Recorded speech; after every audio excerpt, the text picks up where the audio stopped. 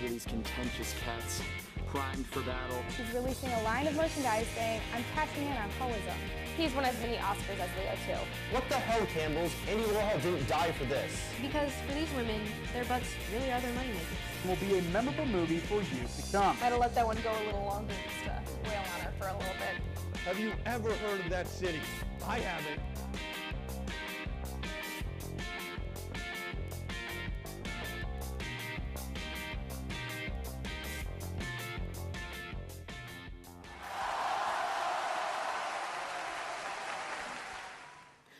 Welcome back to another amazing episode of Ames Tonight. I am your girl, Laurel Feeks. And I am your girl, Ann Catherine Harmon.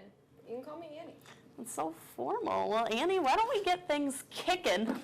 Get it? You know, because we're going to talk about the Super Bowl. Yeah. Oh, yeah. Sure, Feeks. Oh, yes. I have a real pressing question, though. Does Gisele Bündchen own a single piece of Patriots fan gear? I don't think I've ever... Wait. You know, I don't even think she's a New England fan. I bet she's a Packers fan. You know, she's from Brazil. You know, that green and gold, baby. Gross. Maria Menounos lost a diamond to her engagement ring at the Super Bowl. Really? Menounos is a Patriots fan, so her team had all about lost their rings before the third quarter turnaround. Lady Gaga's music sales have soared since her Super Bowl appearance, and she's just announced another world tour. Looks like Gaga's career was soaring high above NRG Stadium Sunday night, too. NFL Commissioner Roger Goodell was booed as he stepped up to the podium postgame. I'm sure people are booing him everywhere, but does Roger care? No. This Super Bowl was controversy-free and went to overtime. I can't imagine anything turns the man on more. Usher, Marky Mark, 2 Chainz, and Harry Connick Jr. were there supporting their teams at the Super Bowl. This is either a really good Super Bowl celebrity lineup or a really good circle sesh. I see, Giselle. Before the game, Fox showed Tom Brady attached to a resistance band being held by a trainer. Of course, the internet had some fun with the visual of Tom Brady going for a walk. And just when everybody was expecting a high-scoring game, the highlights from the first quarter included 0 points, 128 total yards, and 4 punts. The Falcons then got their first big break of the game early in the second quarter when Deion Jones stripped LeGarrette Blount. No one seemed to pay any attention to the loose ball, probably because they were too busy looking back at the first quarter stats of 0 points, 128 total yards, and 4 punts. Stephen Gostkowski, or New England Patriots' most valuable foot, didn't have a game. I'm not entirely even sure that he was at the game or that it was the same Gostkowski. 9 out of 10 experts say Super Bowl kicker Gostkowski was a robot. I'm just saying. Then, pretty much there and then in the third quarter, Atlanta decided they and their city didn't really deserve a Super Bowl. That Uncle Tom Brady needed another paperweight for all of the paperwork he and his wife handle. I bet they use eco-friendly paper from Whole Foods that's infused with goji berries and braided gold flakes. I bet they buy their paper from Gwyneth Paltrow's site Goop. Just seems like a Giselle thing to do. 80% vegetable diet my ass. For the first time in history, in 51 years, because 51 years is history, the Super Bowl headed to overtime, and company execs were like, what? Yes. And that is it for your very minor overview of the Super Bowl. Before we toss it to break, enjoy this minor blooper reel ISU TV's Tisa Tolinar put together. Smiles and euros will be provided. We are now joined at the desk by our meteorologist. It is a beautiful day out there, It Taylor. is. It is. ISU and Ames police are on the lookout for a man who is reported to have held a gun. It has been a wild ride, and tonight we're... Past weeks have gotten tougher, and Tuesday's night, 124 to 117, overtime loss. Students came out to Alpha Chi Quesadilla last Thursday to show their support for their philanthropy. Lucrative and defiant product idea. God dang you, Mako. Remember that chocolate... Remember that chocolate melts in the summer. I don't know about the rest of you, but I've awoken from a summer chocolate binge with many a feces-looking stains on my Wow, really, Annie? All right.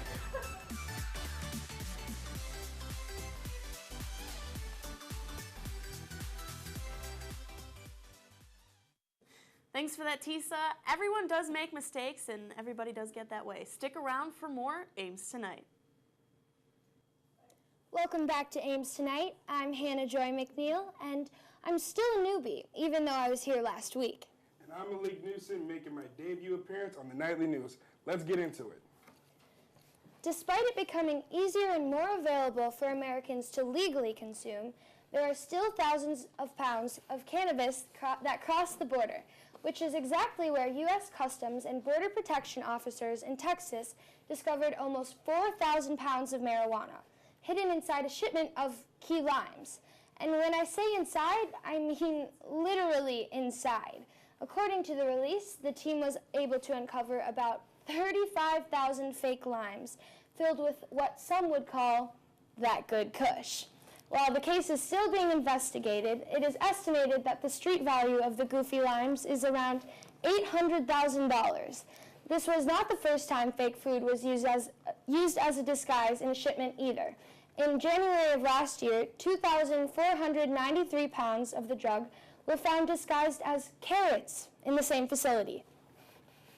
Since last October, it has been announced that creator of the Golden Globe-winning comedy Atlanta, Donald Glover, a.k.a. Childish Gambino, will be portraying a younger Lando Calrissian in a still untitled Han Solo spinoff of the Star Wars franchise. This has been met with praise and anticipation, except from one person, Billy D. Williams, a.k.a. Lando Calrissian. While the two have reportedly had a dinner together to discuss their shared character, early reports say that Williams never saw anyone else playing the character and would prefer him being left alone. Meanwhile, Williams has also been cast as Two-Face in a new Lego Batman movie. I can only imagine how awkward that lunch would have been. One second, he's Lando Calrissian, and the second, he's flipping a coin to figure out if he wants to stiff Gambino with the bill. It really is hard for us to hear the words email scandal without automatically becoming nauseous and running out of the room to forever forget the travesty of this most recent and derogating election.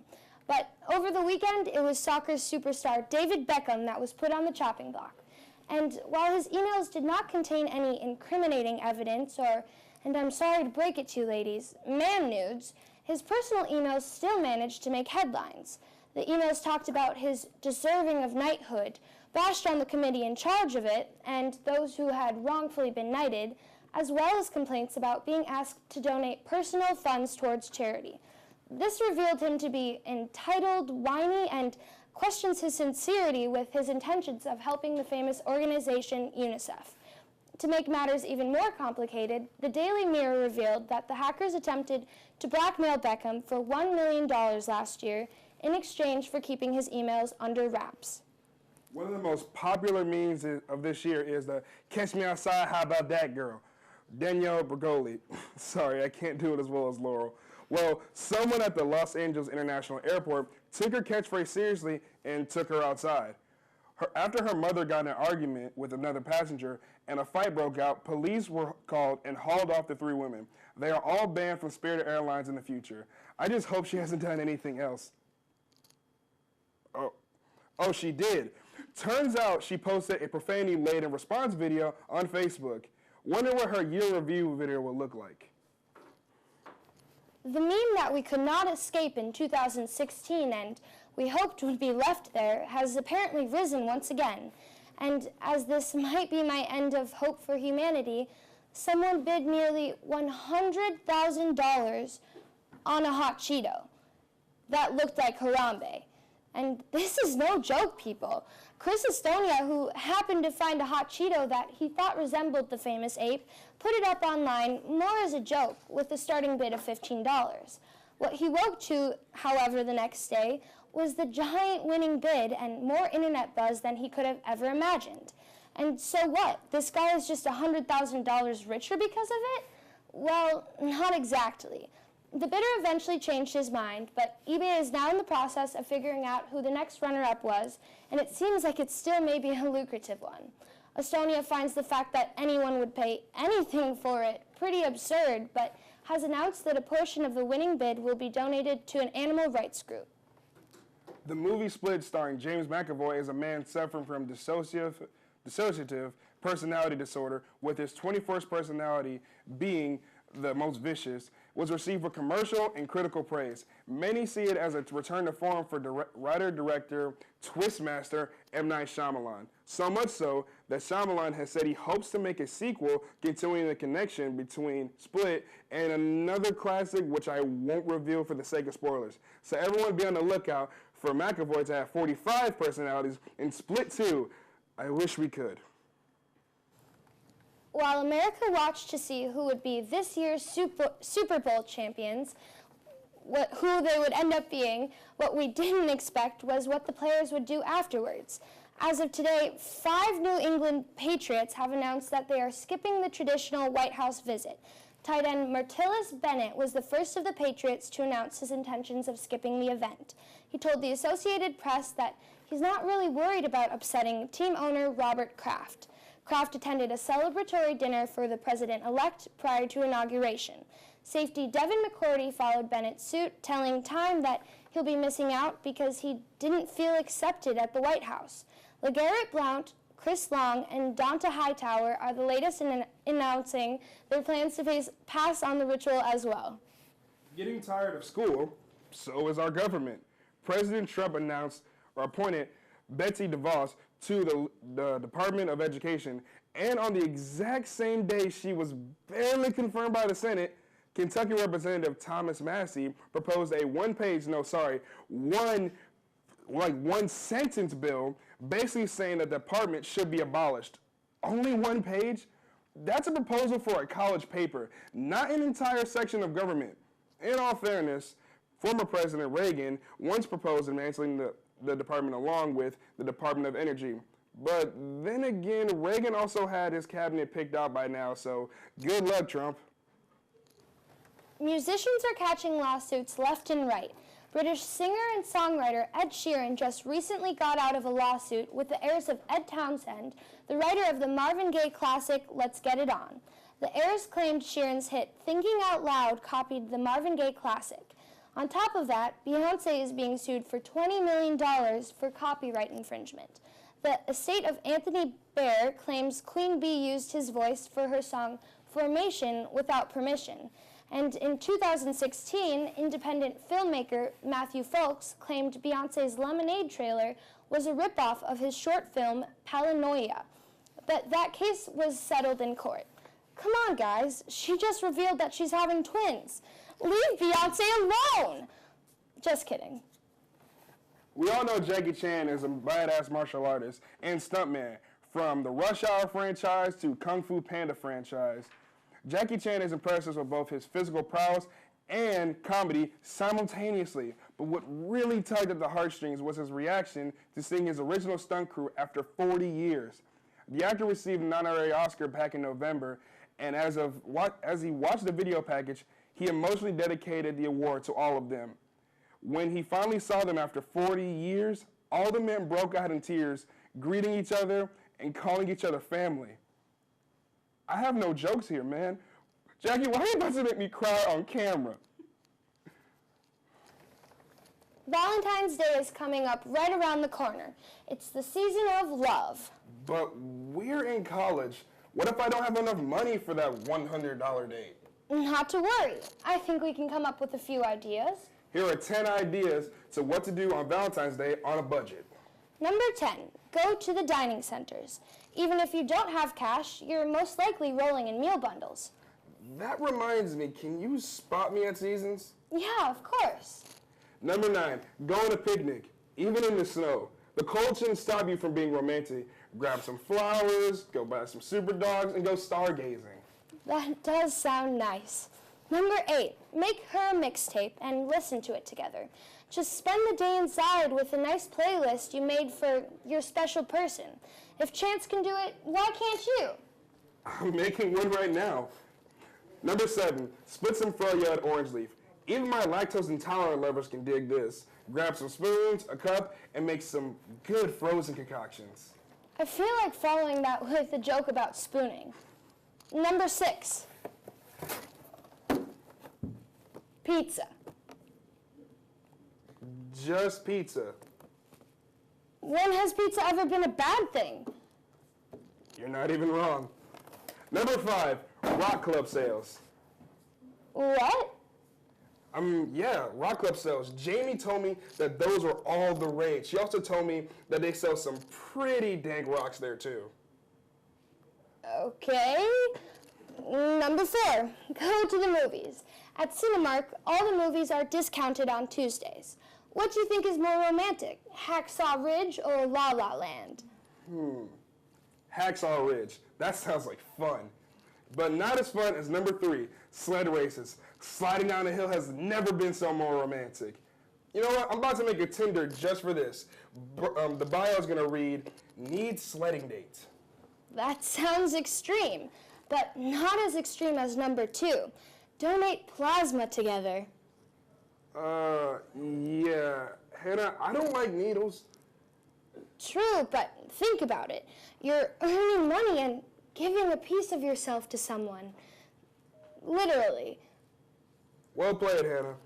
And our last surefire idea for a budgeted Valentine's Day is Be single. It doesn't get much simpler than that. We hope this makes your Valentine's Day amazing and inexpensive. As long as it comes from the heart, that's all that matters. Next up, Jamie and Jim have some fun together. We'll be back with more Ames Tonight. Welcome back to Ames Tonight. I'm Jamie Steyer. And I'm Jim Heinrichs. We did so well last semester that we got promoted from the nightly news. So we can just talk about ourselves every night. Welcome to Jim and Jamie time. We'll have all sorts of themes over the course of the year, but for tonight we figured we would just reintroduce ourselves with a couple of stories for our beloved fans. So last year was my senior year of high school, and one day I decided to convince my best friend Cameron and my girlfriend Sloan to skip school with me. I acted sick to confuse my parents and then went and picked them up, and we drove to the city of Chicago in Cameron's dad's Ferrari. While we were in Chicago, we did some fun stuff. We went to an art museum, and I even jumped up onto a float during a parade. Eventually we got back home, but I had to run through the neighborhood yards to get back to my house before my mom and sister got home. Afterward, I found out my entire school thought I was dying of an illness, and they started a Save Jim campaign. It was quite a wacky day. Wow, sounds like a blast. I miss hanging out with my buddies a lot. Last summer, one of them got married, and we went out to Vegas, and things got super crazy. We actually lost the guy getting married. It was a whole ordeal, but we eventually got him back to the wolf pack, thank goodness. Another one of them is engaged now, so I'm looking forward to more shenanigans with them soon. Huh. Sounds much better than my summer. See, my country was being attacked by a great army, and my father was drafted to go back into war. Since I was a girl, I couldn't join the Chinese military. So to prevent my father from having to go to battle, I disguised myself as a man and joined the army. I ran into a lot of trouble at first, but after learning how to be a man, I became one of the best warriors in the battalion. Eventually, I found a relationship with my commander, who saw through my clever ruse. You really seem to have the man thing down now, Jim. I've actually been in battle before too, but a different kind of battle. I once visited the most amazing island full of extinct creatures brought back to life. Science is crazy, man. Well, while I was there, all hell broke loose, and the island was teeming with loose animals. I had to help corral all of these insanely dangerous beasts, and was really lucky to escape with my life. A ton of people died, but eventually everything got back under control. But, like I said, tons of casualties. Well, way back in my childhood, my family was preparing to go on vacation for the holidays, but I got into a huge fight with them and said I wished they would all disappear. Sure enough, I woke up the next day alone, at home. Somehow, I managed to take care of myself for the entire time that my family was gone, even when these two guys broke into my house. I set up a bunch of traps to prevent them from getting me. Mind you, I was at home, all by myself. Anyway, on Christmas Day, my family returned and everything went back to normal. I actually grew up with my aunt, uncle, and cousin from the time I was really young.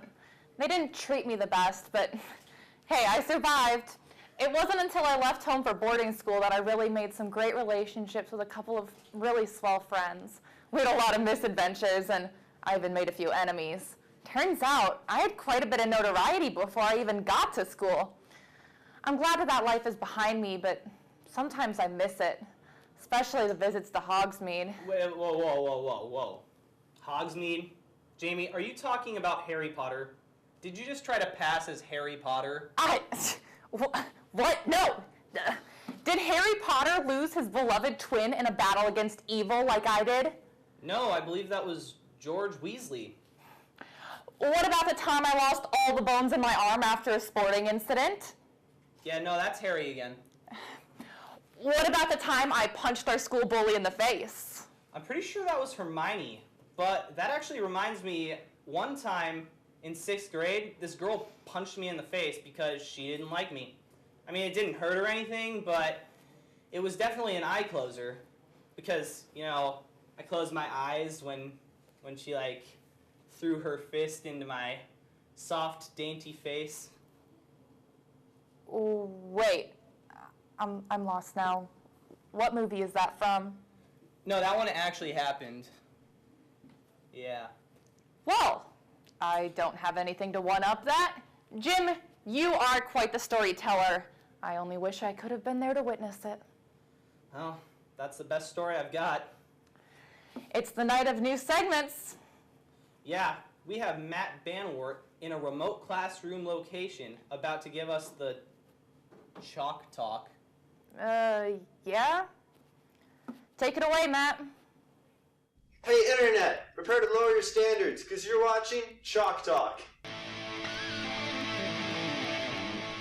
This week's episode is about stand-up comedy. I know what you're probably thinking, Matt, are you an expert in stand-up comedy? No, I'm not. And if you want genuinely good comedy advice, there's 1,000 other podcasts on the internet to check, so go look at them. My qualifications for talking about stand-up comedy is A, I have written a joke before, 2, I have performed a joke before, and 3, I know how to end a laugh track. So step number 1 for writing comedy is you have to make sure you hate yourself deeply. All great comedians hate themselves deeply. Now, if you're watching this and thinking to yourself, wow, I have such a great life, I always recommend you look through your old Facebook posts. That usually does the trick for me.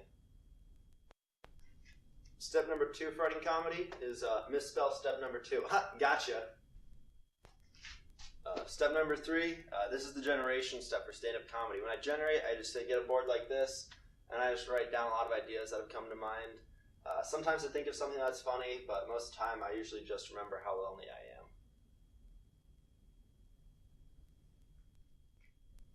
After you're done brainstorming, you have to start holding yourself to a standard. For example, these jokes, they're pretty good. These jokes, they're kind of bad. That joke's okay, and that joke's really good.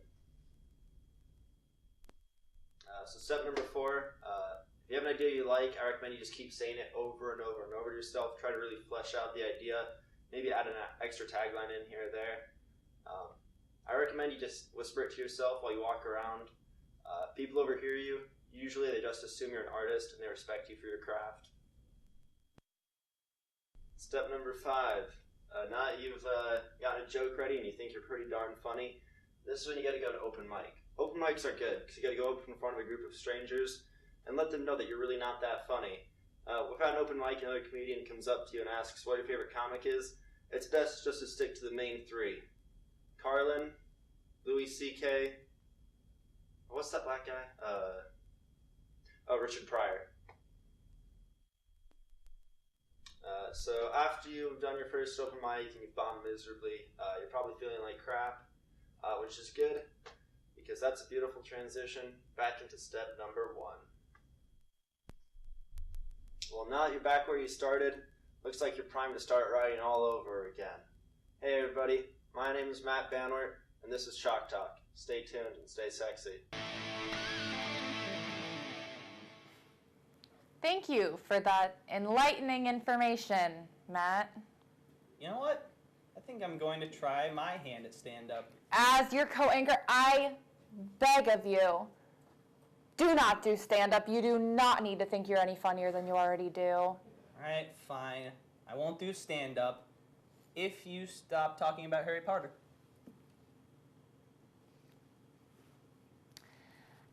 all we have for tonight's edition of Ames Tonight. Yeah, that's what I thought. See you next week, Ames.